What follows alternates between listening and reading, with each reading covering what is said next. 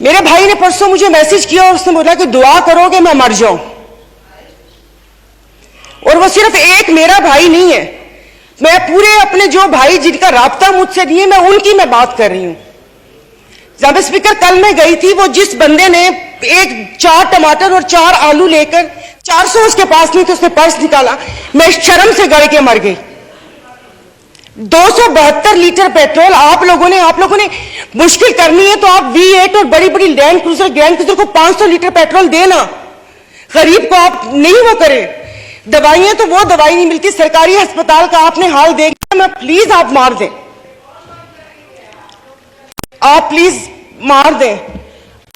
ये मेरी बहन पीछे बैठी हो तो पीछे ही बैठी रहो, अगली दफा की टिकट नहीं मिलेगी अगर ज्यादा ऑनरेबल स्पीकर, मतलब इनके दिमाग मिले नहीं उन लोगों से, इनके भूसा भरा हुआ दिमाग में। मेंबर आप मुझे एड्रेस करें और नहीं सर, ये उससे बोलती कोई काम है नहीं, पार्टी में कोई पूछता है नहीं, और यहाँ पर आके सिर्फ ये 4 अल्फाज बोल के और उसको वो कोशिश करती है कि हमने भी उंगली कटवा के शहीदों में नाम लिखवाया है। मतलब ये कौन लोग हैं? आप जारी रखें। तो आप मुझे बताइए, अशराफिया तो चली जाएगी यहां से, तो हम बदमाशियों को मार देना कि इस मुश्किल हालात में भी जीने की ख्वाहिश रखते हैं, ये बदमाशी नहीं है तो और क्या है? इज्जतें नीलाम हो। अभी तो पहले किसी ने मुझे कहा कि आगे क्या होगा, बच्चे तो बिकते थे, इज्जतें भी नीलाम होती थी। आई एम सॉरी, भले आप एक्सपेंस कर दीजिएगा अल्फाज, पहले ढके छुपे होती थी, अब खुलेआम होंगी। और मैं इज्जत नहीं बोलूंगी, जिस्म फरोशी बोलूंगी, क्योंकि अगर इज्जतें बिक्री होती तो सब खरीद लेते, फिर बिल लाने की जरूरत ना पड़ती कि इज्जत दो हमें। सब यहां पर बैठे हुए इज्जतें खरीद लेते अगर इज्जत बिक्री होती।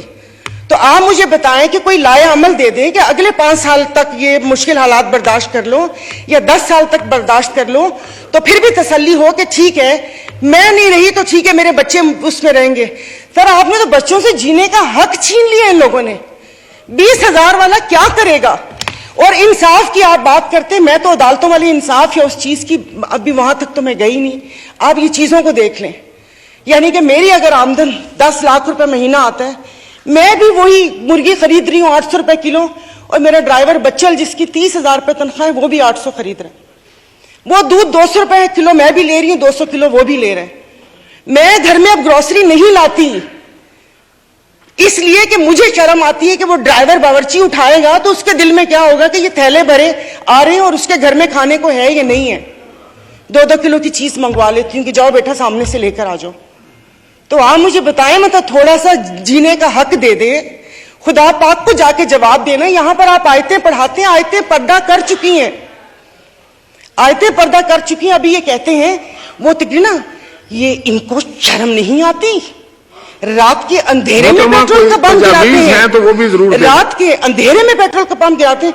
मुझे तो समझ नहीं आ रही थी, चश्मा नहीं था, मैंने कहा ये क्या हो गया, शायद मैं रात को रोई हूं, अल्लाह पाक ने मेरी दुआ सुन ली। पता चला वो पिछले थे मैसेजेस ना, जब वो यहां पर बैठा करते थे। अब सब कुछ जायज है, सब कुछ हलाल है।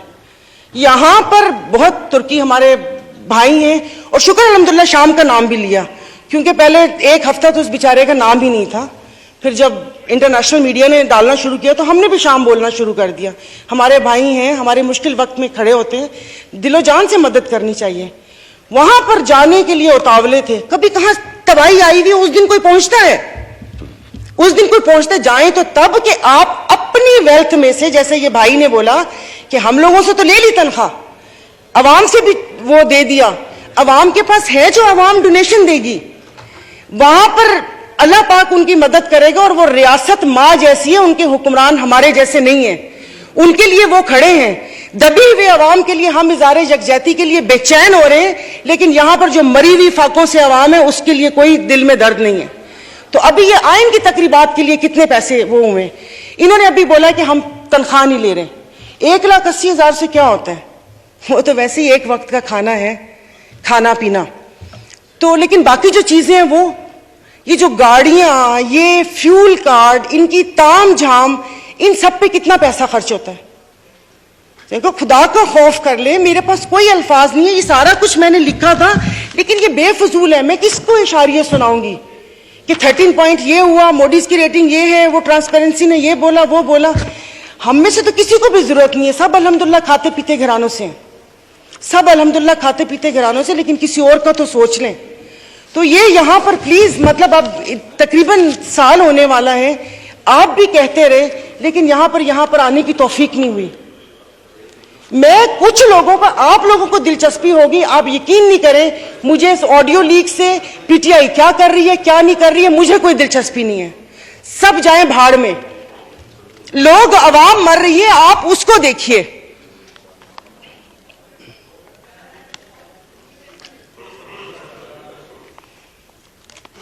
तो खुद ही कह लेते इनसे सिफारिश क्यों करवाएं। मोहतरमा कंक्लूड कीजिए, वाइंड अप कर ले।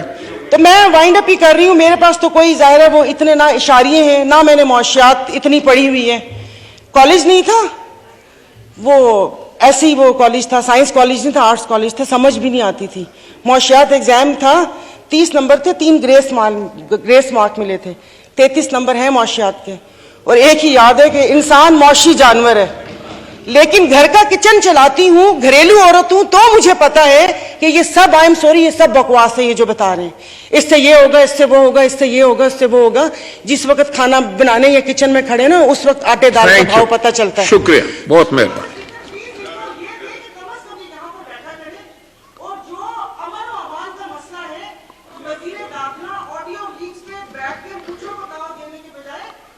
शुक्रिया।